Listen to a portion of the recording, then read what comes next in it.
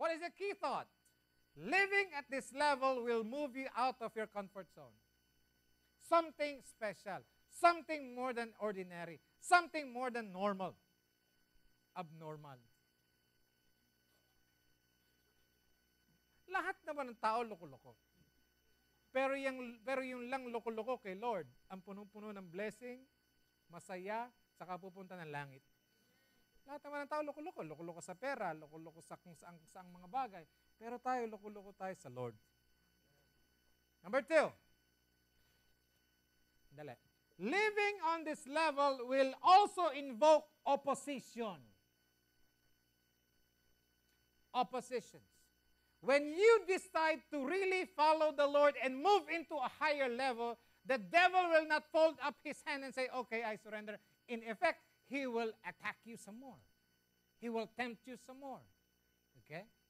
But thank God the Bible says, greater is he that is in us than he that is in the world. Right? Remember in Mark chapter 5, the woman with the issue of the blood. 12 taon siyang inaagasan ng dugo. 12 years. Blood was flowing on her. From her. But he said, if I will touch the hem of his garment, I will be healed. Then what does the Bible say in Mark chapter 5? He pushed herself forward. Pushed herself forward. Now, ito yung mga lower level people. If it happens, it happens. Que sira. Whatever will be, will be. Those are the sailboats. Depending on the blow of the wind. Tell your neighbor, you're not a sailboat. Que sira, whatever will be. I will just sit down here and whatever happen. You know, listen to me. The lady or the woman with the issue of the blood, he said, if I will touch his garment, I will be healed. Lord, I will make ask a confirmation. If you pass by me, I will touch you, I will be healed. You read your Bible in Mark chapter 5. She said, if I will touch, I will be healed. She did not sit down and say, okay, Jesus, come. No. The Bible said she pressed herself. She fought for it. No retreat, no surrender. Marianne, let's continue to fight. Let's not give up, right? Let's continue to fight. We don't belong on the lower level of people that say, okay, sira, whatever will be, will be. If he will provide, he will provide. If he will heal, he will. No, let's fight for it. Let's claim it. You know, John chapter 14, verse 14 said, whatsoever you ask in my name, he will give it to you. You know, some Bible scholars said that word ask can also be translated demand. Pastor, can we demand it from God? Oh, yeah.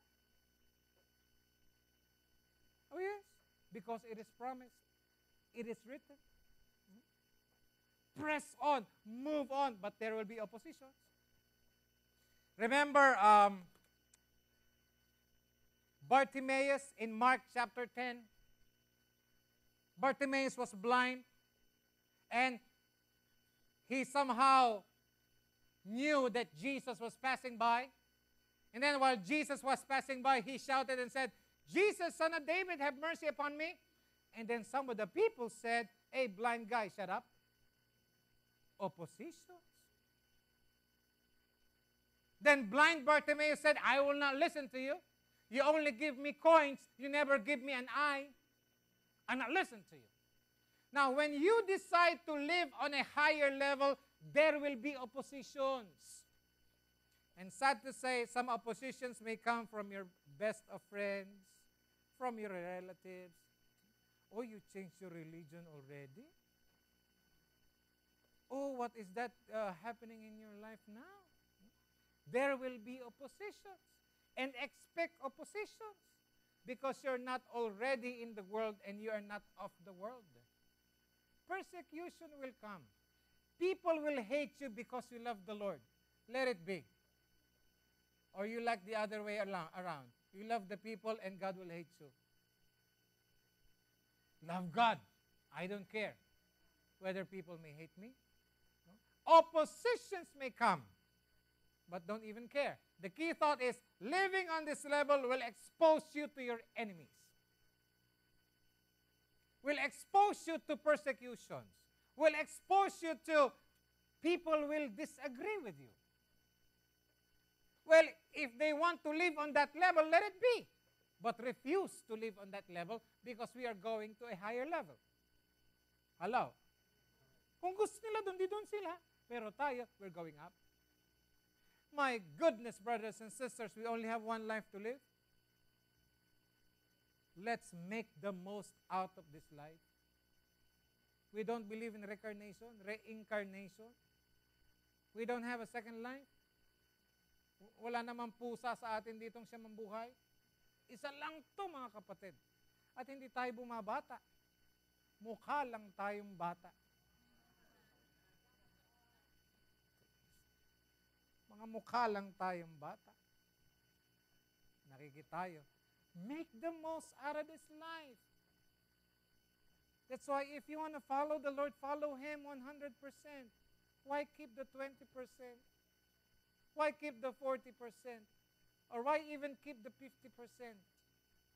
Why even keep 1%? That's why Joshua said, if God is God, follow Him. If their God is God, then follow them. But if you are fully convinced that there is no other God except our God, follow Him 100%. Do not toe the line. Let's give Him 100% and you will never regret it. You will never regret following God 100%. Hindi tayo magsisisi na ibinigay natin lahat sa Panginoon. How come I'm not receiving 100%? Some people expect to receive 100% while they'll only give 50%. The Bible says, draw close to God and He will draw close to you. Right? Romans, I don't have enough time, but read Romans 12:14 to 21. Number 2. Number 3. Living on a higher level will produce temptations to compromise. Now, this is what I like. This is what I like. Read verse 14 and 15.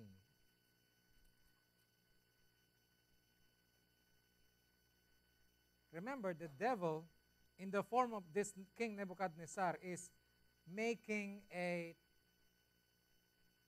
transaction or negotiating if they can bend Shadrach, Meshach, and Abednego. If they can make it somehow flexible. Nebuchadnezzar spoke, saying to them, is it true, Shadrach, Meshach, and Abednego, that you do not serve my gods, nor worship the gold image that I have set? 15. Now, if you are ready, at the time you hear the sound, blah, blah, blah, blah, blah, blah, and you fall down and worship the image which I have set, good.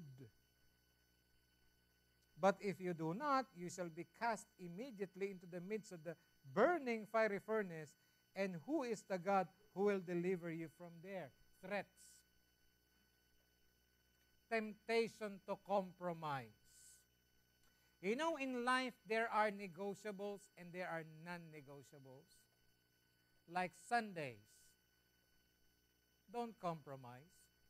Because Sundays is not even your day. It is the Lord's day. You know, listen to me, and you may hate me if I say this. I don't care. You love me too much to hate me. The devil's greatest deception is this. God understands.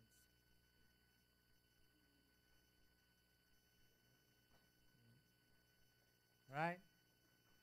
Okay lang yan. Naintindihan ng Diyos. Don't come this Sunday. God understands. Don't give. God knows your finances. God understands. It's okay to do that small sin. God understands. Hindi mo alam, you have been losing a lot already, and yet the devil keep on whispering on you, God understands. para kang yung palaka. I cannot say this in English, sorry, because the impact is so great in Tagalog. Para kang yung palaka na nilagay sa malaking kawali na merong maliit na apoy sa ilalim. Nilagay yung palaka doon, lalangoy-langoy. Pagkatapos ng 5 minuto, uminit-init. Palangoy-langoy pa rin ang palaka.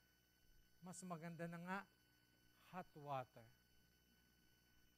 10 minuto, umiinit lalo. 15 minutos, tihaya na yung palaka. Patay. Nagsimula sa maliit. Nagsimula sa maliit. Nagsimula sa maliit. Do not even give a chance for the devil. If it is in the Word of God, obey it. If it is not, don't even believe it. But if it is written, don't go around it. Don't try to explain yourself out of it. Believe it 100%, and it will be happening for you 100% too. Okay? Do not compromise. Do not bend the Word of God. Do not use one of Satan's tactics. God understands. Because we are already losing a lot. The true test of your character and integrity is not who you are in public, but who you are in private.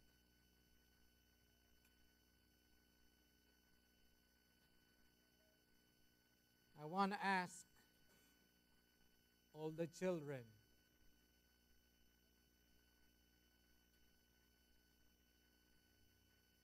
who are Christians at home,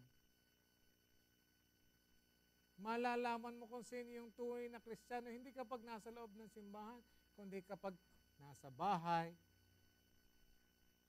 kapag nasa opisina, kapag nagmamaneho. Diba?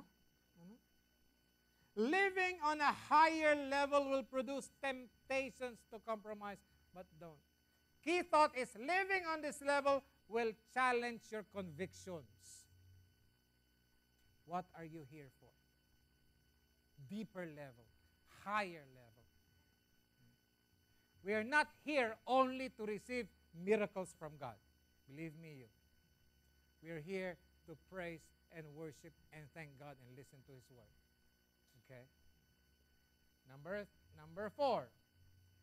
Living on a higher level will produce uncommon boldness. Pastor, ano ba yung boldness? Rated R ba tayo? Yes. Religious. Ibig sabihin ng boldness yung andali. Yung bang boldness. Basahin nga natin yung Acts 4:29. Yung bang nakita niyo na ba yung picture no, yung commercial ng sino yung rabbit na nagtatambol? Boldness. Hindi ka sumusuko. When the going gets tough, the tough believes in God. Acts 4:29.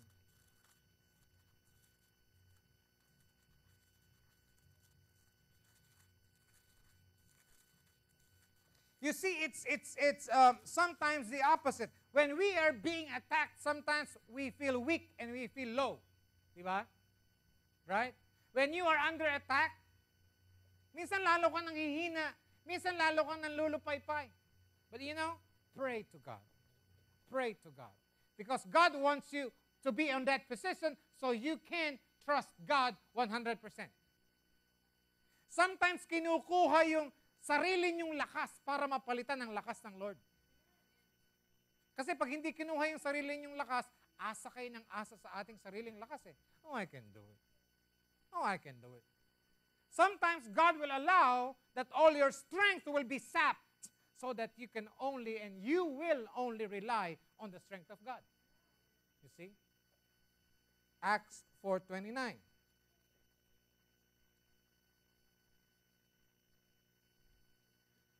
Now, Lord, look at their threats and grant to your servants that with all boldness we may speak your word. By stretching out your hand to heal, that signs and wonders will be done through the name of your holy servant, Jesus. And when they prayed, the place where they were assembled together was shaken, and they were filled with the Holy Spirit, and they spoke the word of God with boldness. Now, dito sa nangyari sa verses 16 to 18 kay Shadrach, Meshach, and Abednego, ang tapang nila. Ang tapang nila. Now, come on, look at me at Daniel chapter 3. I want to highlight something with you. 16 to 18, Daniel chapter 3. Shadrach, Meshach, and Abednego answered the king, O Nebuchadnezzar, we no need to answer you in this matter. What are these three guys saying? You cannot sway us. Our hearts are fixed. No one can change our devotion to God. Now listen to me. What?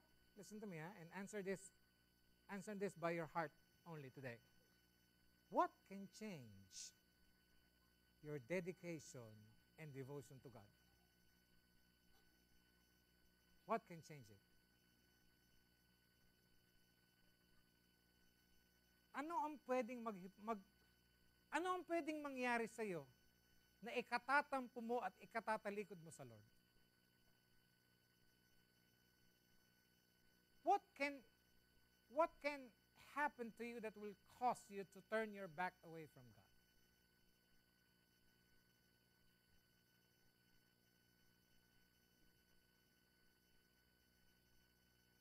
Is there anything?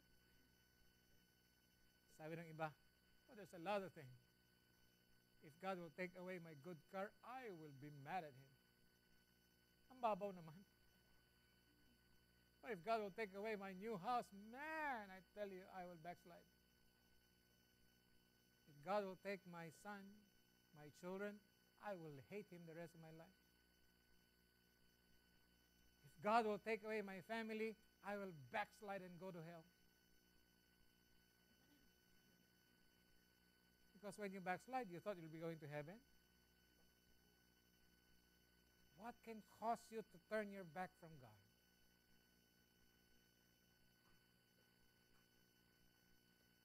Wow. That's a tough question, huh? I don't even know how to answer it myself. But look at this tree. Sabi ng tatlo, mahal na hari, wala na tayong dapat usapan. Then they continue. Look at verse 17. In that case, our God whom we serve, you know, I meditated this. How come, look at me, how come they did not say, our God will deliver us from the fiery furnace? Then, He will deliver us from your hand, O King. Look at what they say. Look at verse 17. They said, in that case, our God whom we serve is able. Alam nilang kaya ng Diyos. From the fiery furnace. And He will. There's a difference. There's a difference. Deep. Dig deeper. Dig deeper. Dig deeper. May revelation dyan, mga kapatid. Humalukay pa kayo. Halukayin pa natin. Look at that. Sabi sa verse 17, our God is able to deliver us from the furnace, and He will deliver us from your hand. You know, when God, sometimes, siguro yung tatlo, kung kayo yung kasama sa tatlo, hindi papayagan, huwag kang mag-alala. Hindi papayagan ng Diyos na tayo ay ma-shoot sa pugon. Na-shoot. Di ba na-shoot eh? Huwag mag-alala, hindi papayagan na tayo ay mapusasan, napusasan, natali. Huwag kayong mag-alala, hindi papayagan ng Diyos na ma-shoot tayo sa pugon, na-shoot nga eh. You know, God will sometimes allow really bad things to happen in you or in us. But in the midst of that situation, God will even make a miracle. You see, the miracle in this is not that they will not go to the furnace.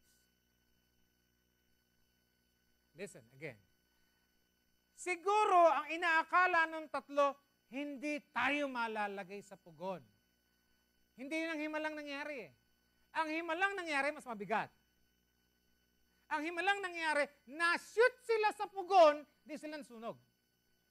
So what is the greater miracle there? Right? What is the greater miracle? Isn't it a greater miracle that being in the furnace and not being burned? Or not even going into the furnace? Well, the bigger miracle is going into the furnace and not being burned. Sometimes you will question yourself, why did God allow this to happen in me? Bakit nangyari yun? Bakit nangyari yun? But you know, mangyari man yun, if you will really believe and have faith in God, mangyari man sa iyo yun, nasa gitna ka ng pangyayaring yun, ililigtas ka pa rin ng Diyos.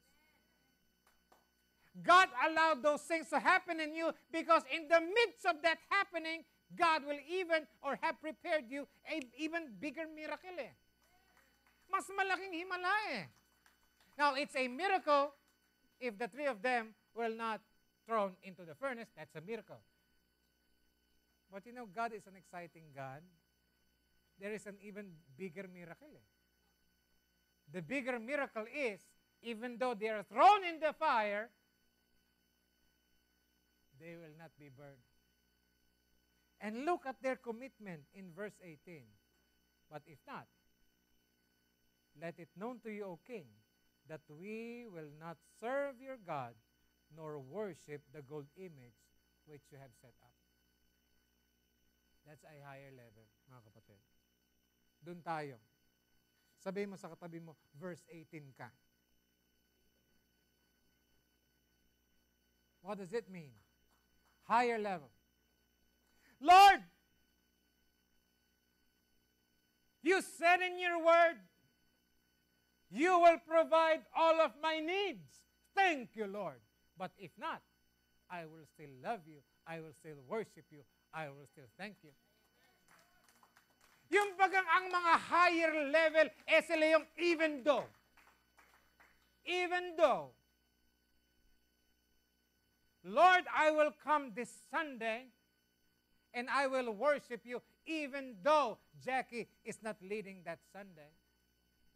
Higher level. I will only worship if Jackie is singing. If she is not singing, I will not worship. Those are the lower levels. And there are even some people who say, who's preaching this Sunday? If it is Wanda, I can hardly hear her. She speaks very soft.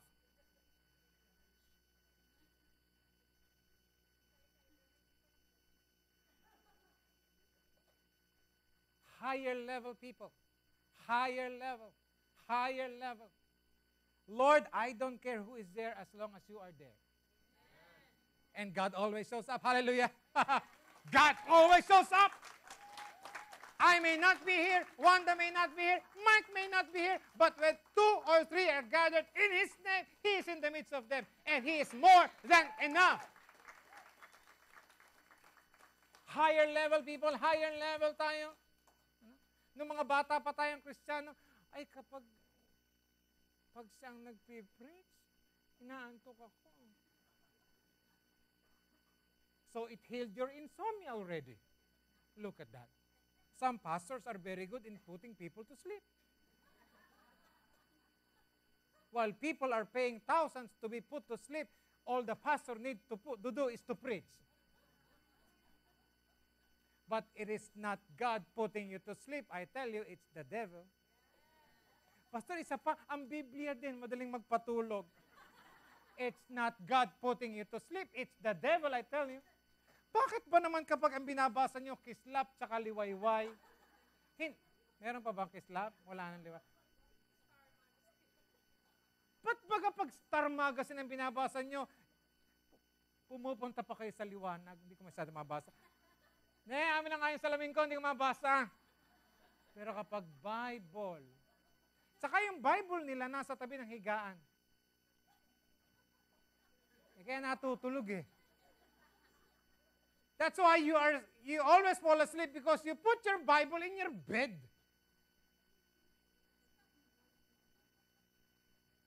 Nako, tatanggalin na yung mga Bible sa kama.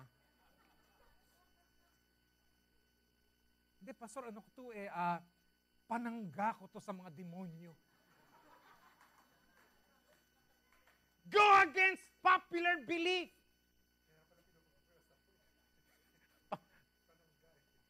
Hindi, panangga eh. Oo. Pwede rin, Pwede din pala yun. Pero that's not what I'm talking about here. May mga tao na talagang, ay naku, ilalagay ko yung Bible sa kama ko dahil para hindi ako atakihin ng demonyo. You know that even the devil can quote verses in the Bible and you'll be surprised more than you. Sorry. Sorry, i-rewind mo, i-delete mo yung Ronnie ha at nakakahiya. But what I say is this.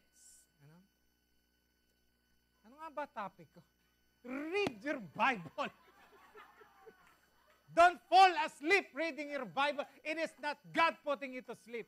Now, after you have read your Bible and pray, Lord, put me to sleep. Yan. Anjus na yan.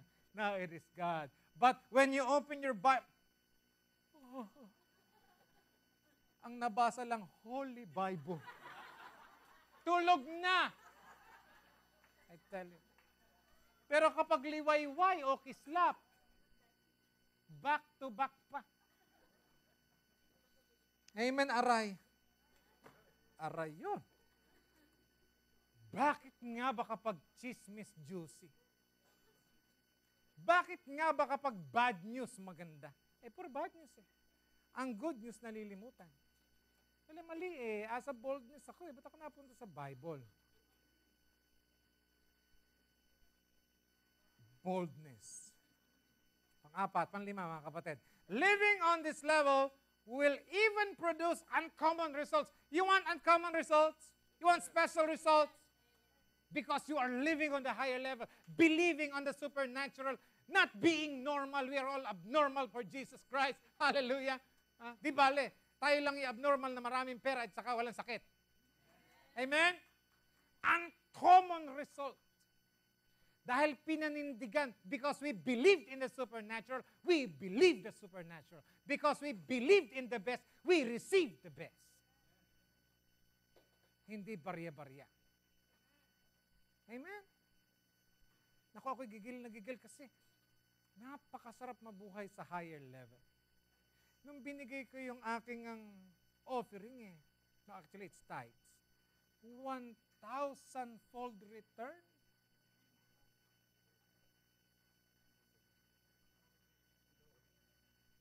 Nahanap ng asawa. 1,000-fold return nga eh. Oh. Ha? Hindi sa Las Vegas yun, ha? Wow, uncommon. Sabi ko, Lord, malaki ito, ha? Kasi malaki rin yung natanggap ko, eh. Di ba? Pag malaki natanggap, malaki bigay. Parang malaki rin ang tanggapin. Ano? Kaya maliit ang natatanggap, eh. Maliit yung binigay. Di ba? Tapos pa reklamo. Pero pag sa McDonald's, nagbayad kayo ng $1, tapos gusto niyo yung Big Mac, hindi pwede. Di ba? No? Pag Tuesday. Kitot, Living on this level involves the supernatural. It is, brothers and sisters, it has to be beyond you for it to become a miracle. I'll repeat that because you're all, hindi kinakikinig eh. It has to be beyond you for it to be a miracle. Kasi kapag gawa mo pa yun, if it has something to do about you, your wit, your strength, your wisdom, it's not a miracle, it's you.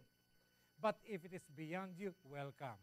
It is beyond your control, welcome. Because that is the time where God will take over. Lord, hindi ko na kaya to. Thank you, anak. Ako na. Hello?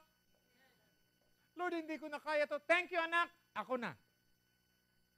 Ba't naman kasi kinakaya eh? Lord, hindi ko na kaya to. Okay, anak, it's my turn. When Moses were being attacked by the Egyptians, hinabol sila ng mga Egyptians, and then he was in front of the Red Sea. Ang kanan niya bundok, ang kaliwa niya disyerto, ang nasa likod niya, Egyptians were ready to slaughter them. And in front of him was the Red Sea. He raised up his hands. And God said, divide the sea. Why are you crying? Alam niyo, if you read Exodus 14, that is the only time where God asked someone to stop praying. Huh? Controversial si Pastor. Alam niyo, maganda yung binibigyan ko ng kontrobersya para basahin talaga yung Biblia niyo. Do you know in Exodus 14, while Moses was in front of the Red Sea, he prayed. And actually God told Moses, stop praying. Oh? Totoo ka, Pastor? Eh di basahin nyo. Actually, God said, stop praying. Why? It is not anymore the time to pray. It's the time now to divide the Red Sea. Sometimes merong oras na pray tayo ng pray. Meron din namang oras na kolektahin na. Kolektahin na. I-claim na. Right? Actually, God was saying, stop praying. Why are you praying? Divide the Red Sea. Wow. Wow. God has to do it through you. There is a time to pray. There is a time to claim.